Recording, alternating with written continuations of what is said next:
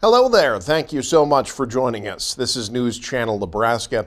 My name's Eric McKay. Let's take a look at our top headlines today. After a few days of intense heat, severe weather of a different kind moved into several parts of Nebraska Tuesday night. Tornado warnings hit parts of northeast Nebraska with funnels spotted near Madison, Battle Creek, and Lindsay. There was also large hail, baseball-sized hail reported in places like Omaha and Meadow Grove, as well as further north in Knox and Cedar counties. The Sandhills also got their share of severe weather, with storms moving into places like Cherry, Grant, and Hooker counties, bringing heavy thunderstorms and tornado warnings.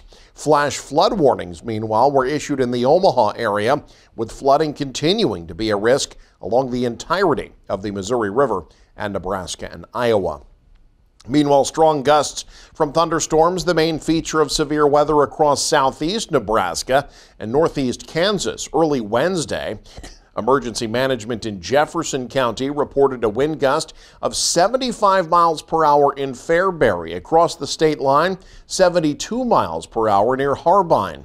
The Beatrice Municipal Airport recorded a storm gust of 66 miles per hour, while wind gusts of 60 miles per hour were widely reported throughout southeast Nebraska. Several counties were placed under storm warnings for a line of thunderstorms that moved southeast at a rapid pace between 1:30 and 2:30 a.m. Travelers at Epley Airfield have been running into some issues Wednesday morning because of the weather after the airport briefly closed late Tuesday.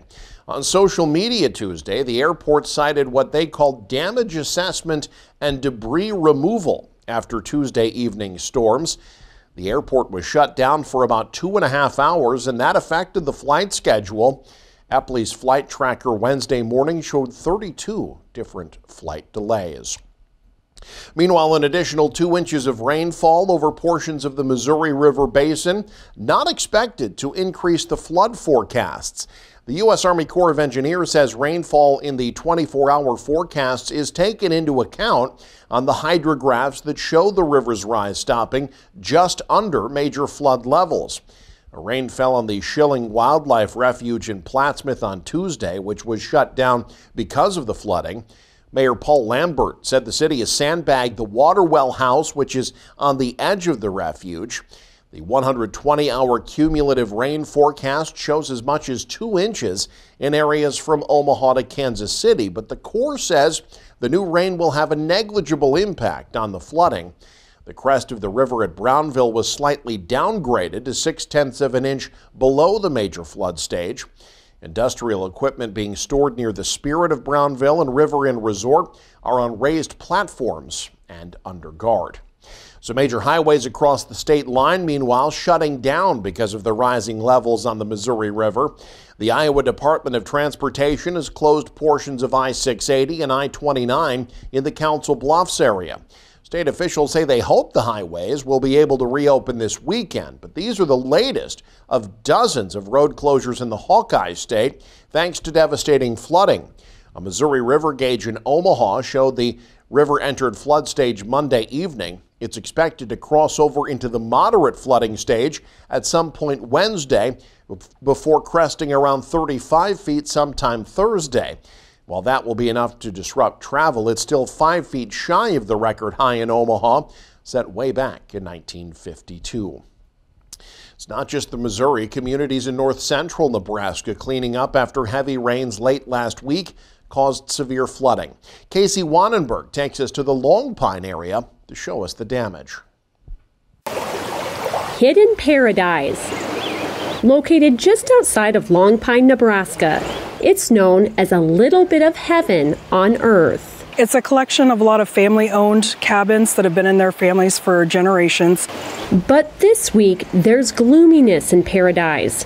Cabin owners are cleaning up after around 7 inches of rain in one night caused flooding, leaving water in cabins, roads washed out. A big chunk of the road has fallen into the creek. And a walk bridge damaged. So this walk bridge was replaced after the 2019 flood. And a bunch of the people down here got together to pay for it and have it installed.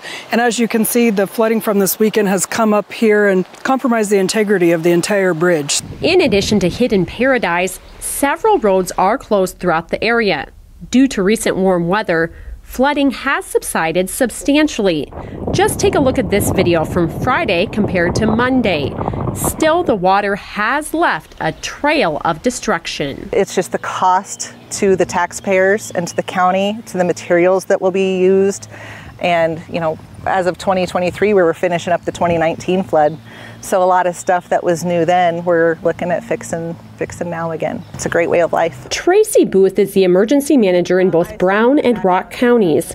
She estimates that each county suffered $25,000 to $30,000 in damage. We do have a smaller population, but that population feels a much greater impact because it's not just their personal life, it's also their way of living and their business. In addition to flooding, the National Weather Service has confirmed that 2 tornadoes touched down in the area, causing damage to a farmstead and pastures. We're very lucky in this area to have a great network of rural fire departments.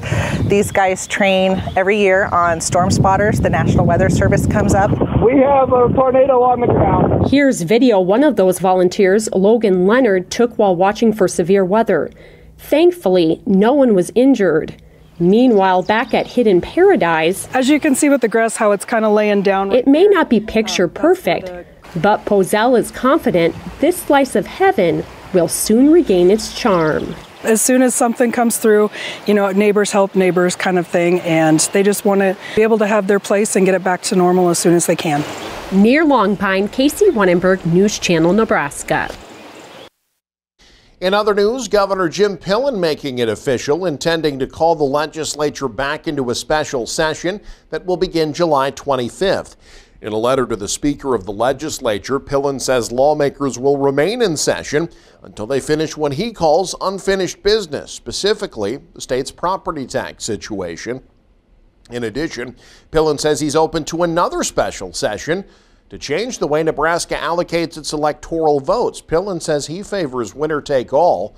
For the last 3 decades, the state has allocated votes by congressional district. Back in 2020, President Biden picked up one of the state's 5 electoral votes by winning the Omaha area's 2nd congressional district, although former President Trump won the rest of the state.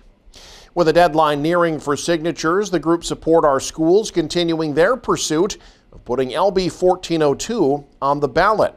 Organizers with the event spread across Nebraska Tuesday, 10 events across the state, including in Norfolk. The group held a similar drive last year, gathering over 100,000 signatures to try to repeal LB 753, known as the School Choice Bill. This past May, LB 1402 repealed that bill, meaning Nebraskans never got to cast a vote on the issue. Under the new bill, $10 million will be allocated to the state treasurer's office for scholarships for students to attend private schools. Vice President of Support Our Schools, Paul Schulte, says the target now is small communities. And we're just focusing on every community because every community has a small school, and we know that that small school is the heart of those communities. We have 93 counties, and 60 of those counties have no private school options. So when you look at that, and out of Nebraska, 90% of all students are in public schools. Schulte says the organization's target is around 63,000 signatures by July 15th. The group has until the 17th to get the required signatures. If they do, the issue will appear on the ballot this November. There are new concerns about the possible spread of bird flu. Several federal health agencies in the U.S. launching a new round of tests on dairy workers and milk products. They hope to better understand the possible impact of H5N1. That includes finding out whether workers exposed to infected cattle had become sick themselves. The FDA also conducting tests to determine if a method called flash pasteurization helps neutralize exposure to bird flu in milk. The virus jumped from birds to dairy cattle for the first time earlier this year. Since March, 120 herds across 12 states, including many in Iowa, have tested positive for bird flu, which is highly contagious. And a northeast Nebraska town's decade-long effort to revitalize its downtown is ongoing. Andrew Pfeiffer has the details. After evolving over the last decade, even more changes are coming to downtown Norfolk. The city was awarded $1.1 million in community financing funds, as well as receiving $400,000 in grants for downtown revitalization. These funds will add even more enhancements in the coming years. People are dying to have something different to do, and I think the stakeholders, especially in the downtown, have answered that call. Norfolk's Economic Development Director Candace Alder says the funds will go straight into revitalization efforts. To see people spilling out into the sidewalks, it added a new energy, a new movement in the downtown, and so I would say that was a pretty important component. We want our downtown to be the place we can walk with our strollers and our dogs and get our coffee in the morning and enjoy the sense of community that the downtown brings. With all the new changes and improvements coming to downtown, it's worth taking a look back at the progress Norfolk has made over the last decade. I would say, yeah, in 2012, it was, from what I could see, certainly not what the downtown you see today. We found that the downtown was just lacking traffic. It was essentially turning into a ghost town. In 2015, downtown revitalization planning received a handful of grants from the state of Nebraska with the purpose of downtown development. So with the money available, we're able to use that revitalization program and the facade grant money to redevelop the exterior of our building. It gave instant character, which helped make my company more unique. The money helped improve exteriors, fund River Point Square, and enhance revitalization. And I think it's been just a great tool for bringing people together and bringing people to the downtown. After a decade of transformation, a new vibrant scenery has graced the downtown area. So I think the character of the downtown and the history of what it had been is coming back again, because along with the look of the history, you get the feeling of the community and the sense of community that the historic area brings to our town. Thanks to the Nebraska Department of Downtown Revitalization, more changes will soon be coming to Norfolk. Reporting in Norfolk, Andrew Pfeiffer, News Channel Nebraska. And you can stay up to date with the very latest by following us online. Head to newschannelnebraska.com and click on the news tab there. You can also follow us on X, like us on Facebook and Instagram as well. Thanks for joining us. Have a great day. You're watching News Channel Nebraska.